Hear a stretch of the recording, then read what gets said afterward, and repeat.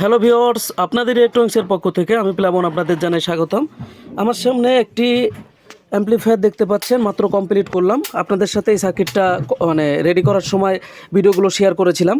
Mainly হচ্ছে আমরা ভিতরে কী কী ব্যবহার করেছি বিস্তারিতর সাথে পরিচয় করিয়ে দিব। আমরা ব্যবহার করেছি 100 ভোল্ট 10,000 মাইক্রোফ্যারাডের বাইজাজুনের 4 পিস ক্যাপাসিটর।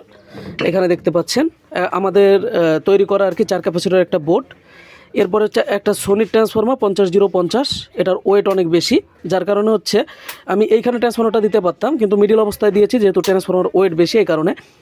আর এখানে আমাদের পুরো অডিও 600 সার্কিটটা আছে।